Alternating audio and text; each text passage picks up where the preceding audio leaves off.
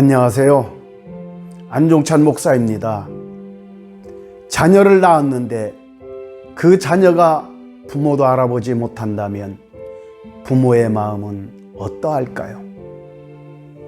부모가 예뻐해도 예뻐하는 줄도 모르고 안아줘도 안아주는 줄도 모르며 부모의 사랑은 물론 부모의 손길조차 느끼지 못하는 무감각한 자녀라면 부모에게 큰 근심거리일 것입니다. 예수님은 하나님을 가리켜 내 아버지라고 하시며 또한 하나님을 너희 아버지라고 말씀하십니다. 하나님께서 우리를 안아주시고 품어주시며 사랑의 손으로 어루만지시는데도 우리가 느끼지 못하며 무감각한 삶을 산다면 하나님의 마음은 어떠하실까요? 오늘날 많은 그리스도인들은 하나님의 만지심과 사랑의 손길을 못 느끼는 것이 당연하다고 생각합니다. 하나님은 성경 안에만 계시며 자신의 삶과 직접적인 관계가 없는 것처럼 살아갑니다. 오히려 하나님의 임재하심과 그분의 손길을 느끼며 반응하는 하나님의 자녀들을 이상한 눈으로 바라보며 대하는 경우도 있습니다. 하나님은 영이십니다. 우리는 그분의 자녀입니다. 그러기에 우리의 본질은 육신이 아니라 영이라는 것을 알아야 합니다. 그렇다면 우리의 삶의 우선순위는 육적인 삶이 아닌 영적인 삶이 먼저인 것입니다. 우리는 육신에 속한 삶을 살 것이 아니라 영에 속한 영적인 삶을 사는 것이 당연한 것입니다. 육신에 속한 삶은 사망이며 영에 속한 삶은 생명과 평안을 얻게 되는 것입니다. 영에 속한 삶을 사는 사람은 하나님의 자녀답게 온전한 삶을 살아갑니다. 뿐만 아니라 비록 육신은 이 땅에 살고 있지만 하늘에 속한 사람으로 생명의 성령의 법을 따라 살아갑니다. 육신에 속한 사람은 영의 흐름을 감지하라고 하면 무슨 신비주의 같은 말을 하냐고 하는 분도 계실 것입니다. 우리는 신비주의를 믿고 추구하는 자가 아닙니다. 우리는 만왕의 왕이시며 전능하신 창조주 하나님을 믿고 따르는 하나님의 자녀입니다. 우리를 구원하신 예수님은 하나님의 영, 성령으로 충만하신 삶을 사셨습니다. 예수님은 자신 안에 계신 천국을 사람들에게 보여주시고 나타내시며 사셨습니다. 뿐만 아니라 자신 안에 충만하신 성령을 세상에 흘려보내며 사셨습니다. 마가복음 6장 25절로부터 30절 말씀을 보시면 예수님은 12해 동안 혈루증으로 고통당하는 여인에게 자신의 영을 흘려보내셨습니다. 그 영은 예수님과 함께 하시는 성령님이며 능력의 근원이십니다. 여인이 예수님의 옷자락에 손을 대자 예수님과 함께 계신 성령께서 그 여인에게 능력으로 임하여 치유가 일어난 것입니다. 이 혈루증 여인은 예수님의 영혼 육은 물론이고 예수님의 옷에도 영이 흐르고 있다는 것을 믿음으로 안 것이죠. 그러기에 이 여인은 믿음으로 예수님의 옷에 손을 대므로 혈루증으로부터 치유를 받은 것입니다. 영의 흐름은 강한 곳으로부터 약한 곳으로 흐릅니다. 물은 높은 곳에서 낮은 곳으로 흐르며 압력도 강한 곳에서 약한 곳으로 흘러갑니다. 전류도 그렇습니다. 이와 같이 영도 강한 쪽에서 약한 쪽으로 흐르게 됩니다. 그렇다면 영의 흐름을 어떻게 감지할 수가 있을까요? 제가 성령의 임재와 기름 부음과 치유 사역을 하다 보면 어떤 분은 영의 흐름을 쉽게 감지하는 분이 있습니다. 그런가 하면 어떤 분은 영의 흐름을 감지하는데 쉽지 않은 분도 계십니다. 제가 지금까지 사역을 하면서 축적된 경험에 의한 영의 흐름을 감지하는 방법을 말씀드리겠습니다. 영의 흐름을 감지하기 위해서는 첫 번째, 자신의 영혼이 거룩해야 합니다. 그러기 위해서는 자신이 살아오면서 지은 죄를 회개하는 것입니다. 혹시라도 죄악으로 인해 더럽고 불결한 상태로 영의 흐름을 감지한다면 악한 영의 흐름을 감지할 것입니다. 그렇게 되면 악한 영과 교통이 일어나는 것은 당연한 것입니다. 성령의 흐름을 감지하며 하나님의 자녀로 온전한 삶을 살기 위해 회개는 선택이 아니라 필수인 것입니다. 영의 흐름에 대해 아무것도 몰랐던 분이 회개를 함으로 영의 흐름을 감지하는 분들을 저는 많이 보아왔습니다. 영의 흐름을 감지하는 두 번째 방법으로는 모든 생각을 사로잡아 오직 예수님께 집중하고 복종하는 것입니다. 앞에서 말씀드린 혈루증 여인은 수많은 인파 속에서도 생각을 주변 환경과 사람들에게 빼앗기지 않았습니다. 그녀는 오직 주님께만 집중하고 예수님의 옷자락에 손을 대어 치유받고자 몰입했습니다. 그 결과 그녀는 치유되었습니다. 예수님은 믿음의 주인이십니다. 그에게 모든 생각을 사로잡아 예수님의 인도하심에 집중하고 복종하고자 하는 믿음을 가질 때 영의 흐름을 감지하게 되는 것입니다. 영의 흐름을 감지하는 세 번째 방법으로는 사도행전 1장 8절의 말씀과 같이 오직 성령의 임재만을 구하며 갈망하는 것입니다. 성령의 임재 없이는 하나님의 권세와 능력 있는 삶은 불가능한 것입니다. 성령의 임재 없이는 예수 그리스도의 증인된 삶을 살 수 없다는 것은 어찌 보면 당연한 것입니다. 성령의 임재가 없는 설교는 영혼을 변화시킬 수 없으며 성령의 임재가 없는 기도는 울리는 꽹과리에 불과할 뿐입니다.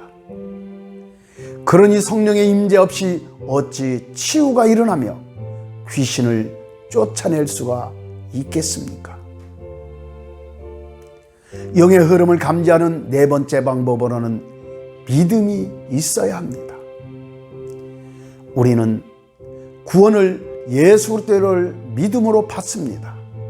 기도도 믿음으로 합니다. 믿음이 없는 기도는 응답을 받을 수가 없습니다. 기도를 하면 하나님께서 듣고 이루어 주실 것을 믿고 기도할 때 응답을 받게 됩니다. 영의 흐름도 마찬가지입니다.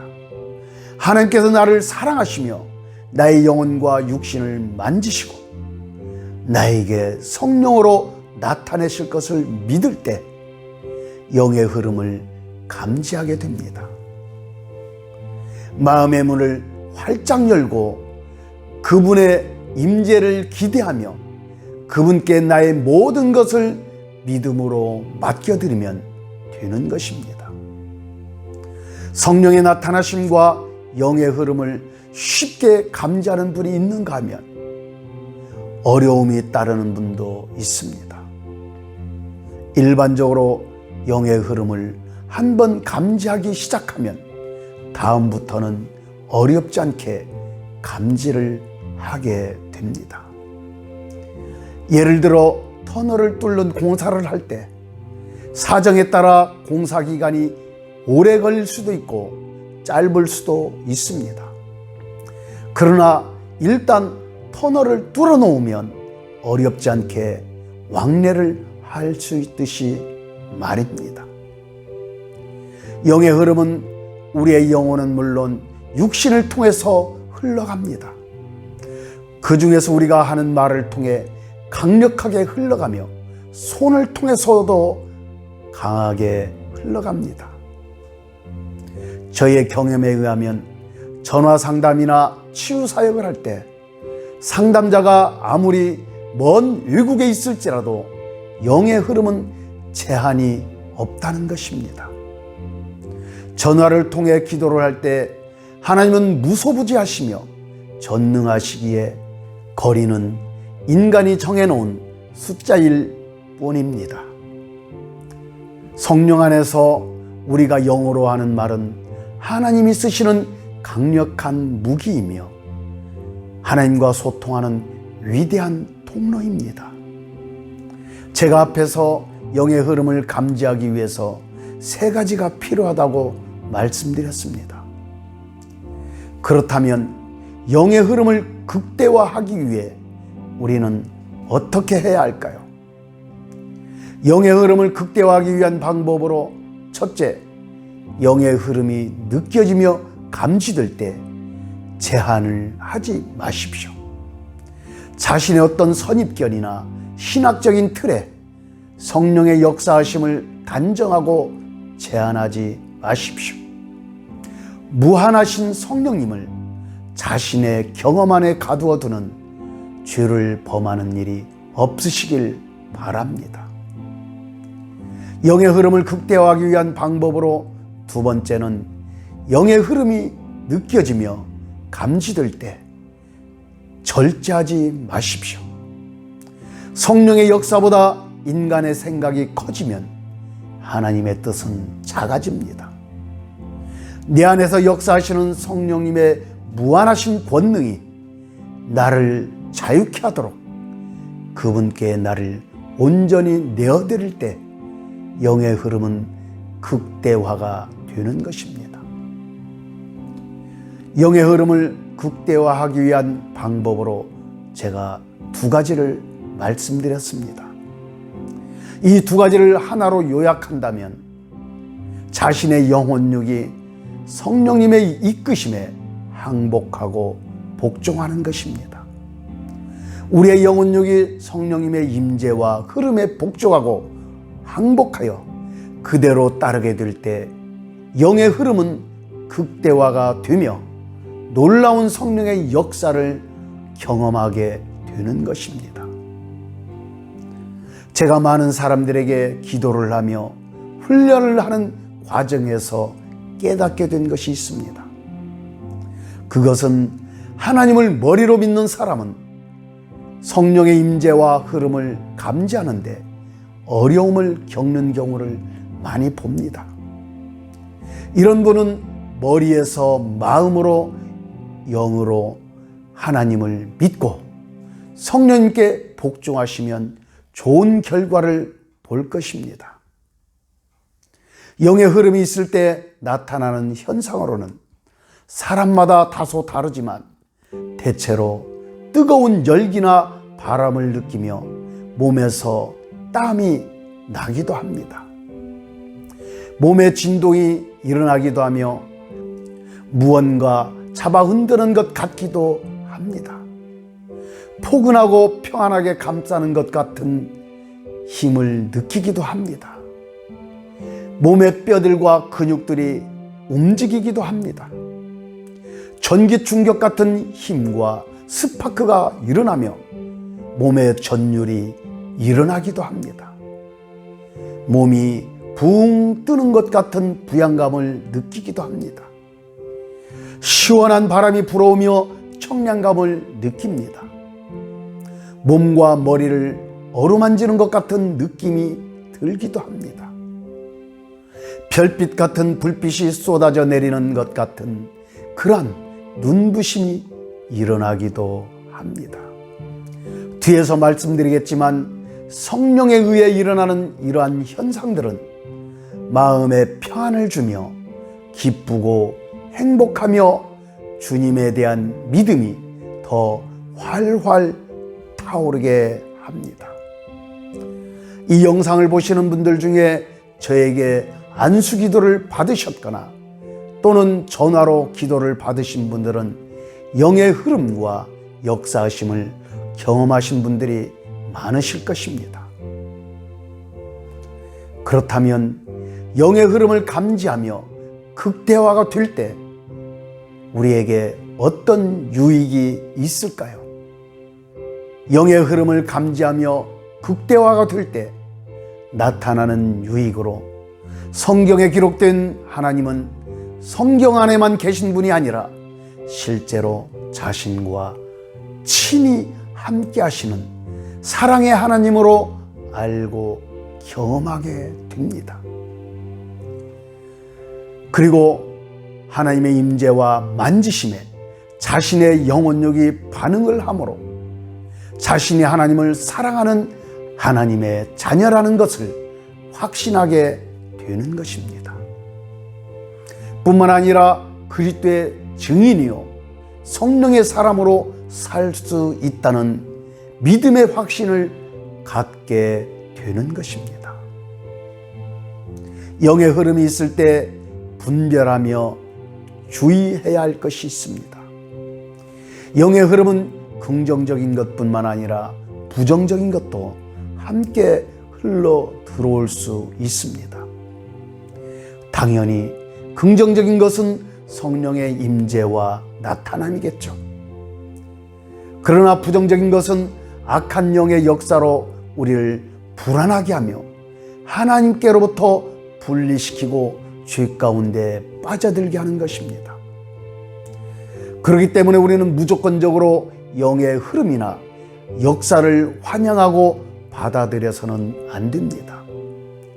영의 흐름을 분별할 줄 알아야 한다는 말입니다. 분별하는 기준은 성경이며 성부, 성자, 성령, 삼위 하나님의 신성과 속성이 분별의 기준이 되는 것입니다. 삼위 하나님의 신성과 속성에 반하는 영적인 것들은 성령의 역사가 아닙니다. 쉽게 몇 가지만 말씀드리자면 악한 영의 흐름이 있을 때는 차갑고 싸하며 불안하며 두려움이 함께합니다. 분노와 혈기와 음란함이 올라오며 짜증냄과 미움이 올라오기도 합니다. 그러나 성령의 나타남과 흐름이 있을 때는 몸에 뜨거운 열기와 마음이 평안하고 기쁨이 올라옵니다. 감사함과 사랑이 넘칩니다. 그리고 온유함과 믿음과 소망이 올라옵니다. 자신의 영혼이 깨어있으며 하나님께 사랑받는다는 생각에 행복감이 넘쳐납니다. 어떤 분들은 혹시라도 자신에게 악한 영의 흐름이 나타날까 두려워서 처음부터 영적인 흐름을 절제하고 제한하는 분도 계십니다. 제가 앞에서 말씀드렸듯이 진짜가 있으면 가짜가 있고 가짜가 있으면 진짜가 있습니다. 가짜가 무섭다고 두렵다고 진짜를 멀리하며 포기하는 삶을 산다면 그 사람은 영원히 성령의 나타나심과 능력을 경험할 수 없을 것입니다. 그런 사람은 진정한 그리스도인이 아닌 명목상의 그리스도인에 불과할 것입니다. 그렇다면 예수를 믿는데도 영의 흐름을 감지하지 못하는 사람은 진정한 그리스도인이 아닐까요? 아닙니다. 예수를 믿는 하나님의 자녀라면 영의 흐름을 감지하든 감지하지 못하든 그리스도인이며 하나님의 자녀입니다. 하나님은 사랑의 하나님이시며 그분의 자녀들을 지키시며 함께 하십니다. 단지 영적인 감각이 열려 있지 않아 느끼지 못할 뿐입니다. 우리는 만군의 여호와 만왕의 왕이신 하나님의 자녀입니다. 하나님은 창조주시며 거룩하신 진리의 왕이십니다. 하나님은 영이시며 우리의 본질 또한 영입니다. 우리가 영이신 하나님과 동행하며 우리의 영과 혼과 온 몸이 그분과 친밀한 삶을 사는 것은 지극히 당연한 것입니다. 이것은 하나님의 뜻이기도 합니다. 할렐루야.